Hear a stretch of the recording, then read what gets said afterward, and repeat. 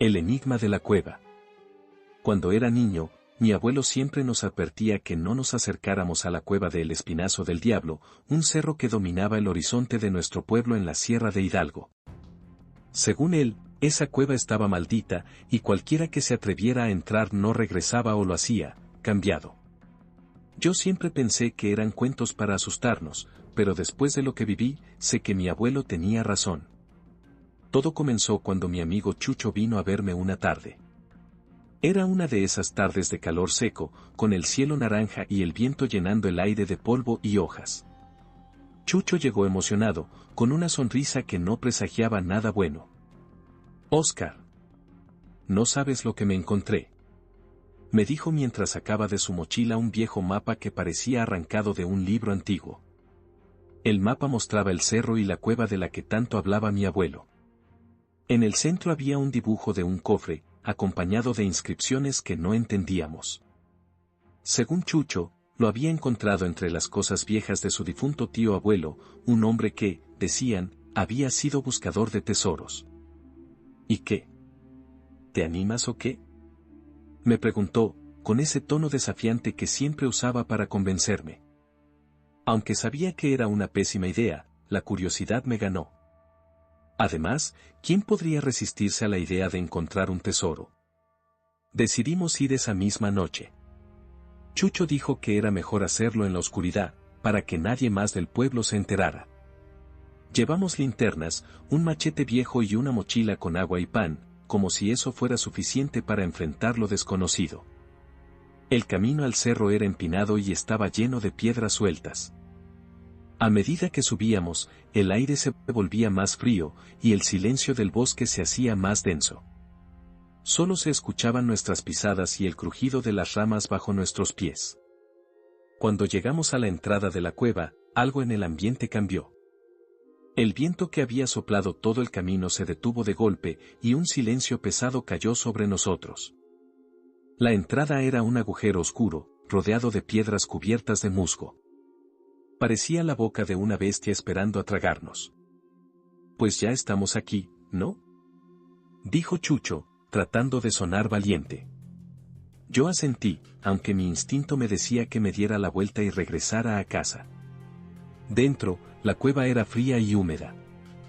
El eco de nuestros pasos resonaba en las paredes, mezclándose con el goteo constante de agua que caía desde las estalactitas.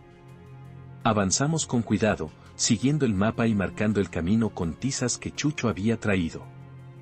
Todo parecía normal al principio, pero conforme nos adentrábamos, empezamos a escuchar ruidos extraños. Eran como murmullos, apenas audibles, pero presentes. «Debe ser el viento», dijo Chucho, aunque su voz temblaba. Después de lo que pareció una eternidad, llegamos a una cámara más grande. En el centro había algo que nos dejó helados, un altar. Era una estructura de piedra cubierta de figuras talladas, con velas negras y restos de lo que parecía cera derretida. Había símbolos extraños en las paredes, parecidos a los del mapa, pero más complejos y perturbadores. «¿Qué es esto?», pregunté, aunque sabía que no tenía respuesta. Chucho, en lugar de asustarse, parecía más emocionado. Empezó a buscar alrededor, convencido de que el tesoro debía estar cerca. Mientras él buscaba, yo me quedé observando el altar. Había algo hipnótico en esos símbolos, algo que parecía llamarme.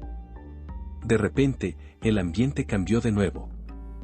El aire se volvió pesado, como si algo invisible nos estuviera presionando. Fue entonces cuando lo vimos. Una figura apareció al fondo de la cueva. Al principio pensé que era alguien más, un explorador o un loco que se había perdido, pero cuando la luz de la linterna iluminó su rostro, supe que no era humano.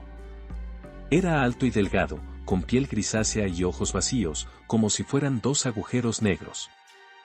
Su cuerpo parecía distorsionarse, como si no perteneciera a este mundo. «Vámonos», grité, pero Chucho no se movió. Estaba paralizado, mirando a la criatura con la boca abierta. La figura comenzó a avanzar hacia nosotros, pero no caminaba, flotaba, deslizándose por el suelo sin hacer ruido. No sé cómo encontré el valor, pero jalé a Chucho del brazo y corrimos hacia la salida. El camino que habíamos marcado con tiza parecía diferente, como si la cueva estuviera cambiando a propósito para atraparnos. Detrás de nosotros, los murmullos se hicieron más fuertes, mezclándose con una risa aguda que parecía venir de todas partes. Sentí que algo rozaba mi espalda, como si manos invisibles trataran de detenerme.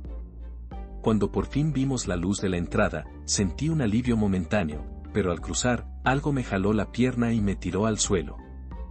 Miré hacia atrás y vi una sombra que se alargaba desde la cueva, como si quisiera arrastrarme de vuelta. Chucho me ayudó a levantarme, y juntos corrimos sin mirar atrás hasta que llegamos al pie del cerro. Esa noche no pudimos dormir. Chucho no dijo una palabra, y yo tampoco quería hablar de lo que habíamos visto. A la mañana siguiente, mi abuelo nos encontró sentados en el patio, pálidos y con los ojos hinchados de tanto no dormir. «Fueron a la cueva, ¿verdad?», dijo, con un tono más de tristeza que de enojo. Solo asentimos. Mi abuelo suspiró y nos contó algo que nunca había mencionado antes. Esa cueva no es un lugar normal. Es un portal, dicen, a algo que no podemos entender. Los que entran allí siempre dejan una parte de sí mismos. Desde ese día, Chucho y yo nos alejamos de la cueva y del cerro. Pero nunca hemos vuelto a ser los mismos. A veces, en las noches, cuando todo está en silencio, escucho los mismos murmullos que oí en la cueva, y siento que algo me observa desde la oscuridad.